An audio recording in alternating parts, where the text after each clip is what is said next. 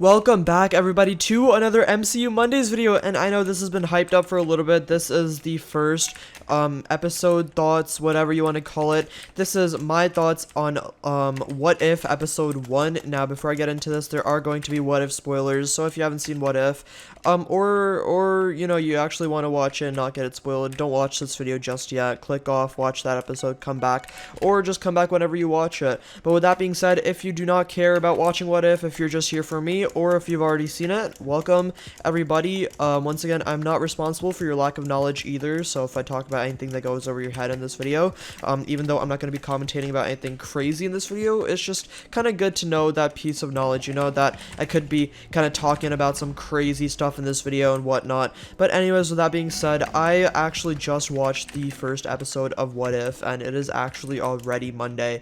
Now, I know it's like 5 days late. The only reason I waited so long is because originally I was going to watch it with my parents, and we got super busy this week. I was super busy with streaming, they were super busy with work, so it didn't really happen. I waited as long as I could, but obviously I can only wait so long, so I did end up watching it, and I wasn't as excited about this show, so I wasn't as eager to watch it, so I didn't really think it was as big of a deal if I, you know, had to wait a couple of days, because obviously shows like Loki, WandaVision, Falcon and the Winter Soldier, I wanted to watch opening night as soon as they were released, but What If was more of one of those shows that could, you know, wait a little bit. As, I mean, it is technically canon, but it is a live action, and it's a lot less focused on the main storyline of the MCU. Even though it's canon, it doesn't really reflect or affect too much of what's actually going to be going on. But with that being said, the episode was about Peggy Carter, and what if Peggy Carter was the first Avenger, and what if she was the one that took the super soldier serum that Dr. Erskine made for Steve.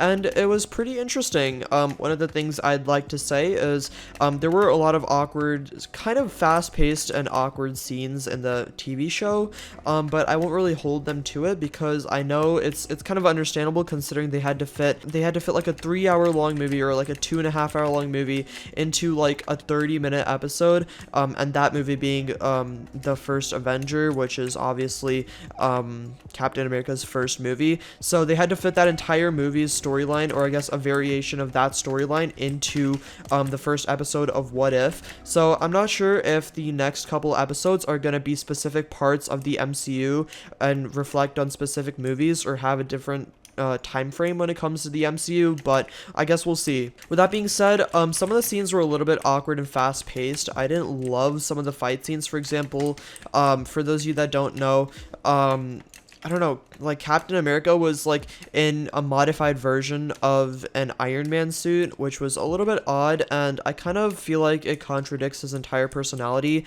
since throughout the entirety of the MCU, Captain America was always against suits of armor, and you know, he even insulted Iron Man once for saying that all he was a suit of armor. But with that being said, I just felt like it kind of contradicted his storyline a little bit, but it is a, you know, TV show of hypotheticals, so I won't really hold them to it. But with that being said, another thing that made me a little bit sad is that Captain America, or Steve Rogers, actually wasn't voiced by Chris Evans, which is a little bit unfortunate considering I'm pretty sure he's the only actor that wasn't, or only main actor that wasn't voiced by one of the characters that actually voiced a Marvel character, which is kind of sad, but it's okay. His contract was over, so I'm not going to judge him too much for that. Also, is this guy's bed right here? Am I dumb? Okay, let's get this guy. Come on. Okay, nice, we got him. Okay, let's try to block this off, and we're gonna gap here, and we should have him. Nice. Okay. Now, with that being said, Peggy did a great job.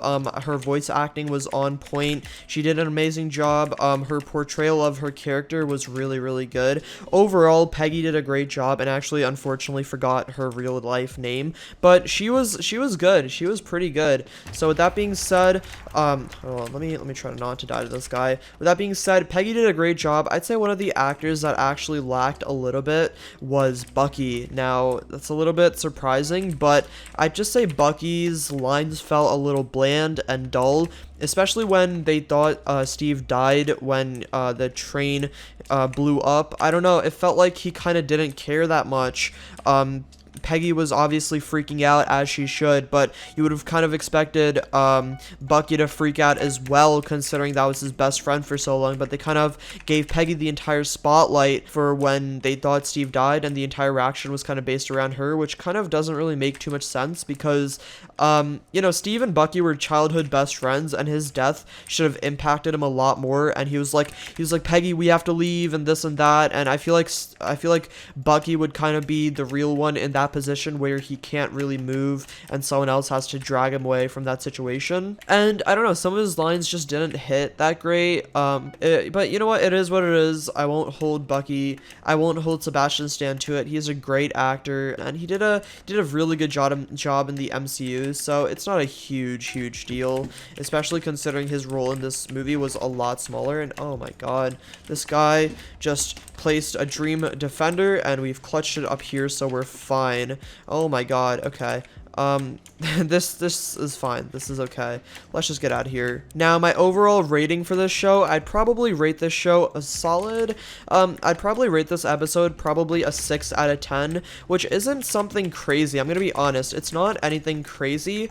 It's not anything bad either. Obviously, we haven't seen the other episodes just yet, and I'm assuming that a lot of the episodes are gonna be higher rated. This was definitely one of the more, I guess, average rated or average episodes, especially because it wasn't revolved around anything crazy. Like, yeah, Agent Carter becoming the first Avenger. I mean, that's kind of been teased. Like, it's kind of been a generic plot theme for a long time. A pretty common question is what would have happened if she was, you know, the first Avenger. And obviously, I'm not, you know, downplaying that. I think it's a cool storyline, but I just don't think it's as exciting as some of the other storylines that hopefully we're gonna get. For example, Killmonger saving Iron Man, or Black Panther being Star-Lord, or you know, it's just, I think there's more potential, and I'm excited to see where this goes. But with that being said, 6 out of 10 episode, not terrible, not amazing. I'd say it's a little bit overhyped, but overall, I went over the critical parts. It was a pretty good episode. With that being said, hopefully everyone enjoyed my review of What If Episode 1. I'm going to be doing Episode 2 next week, and have a nice day, everyone. See ya.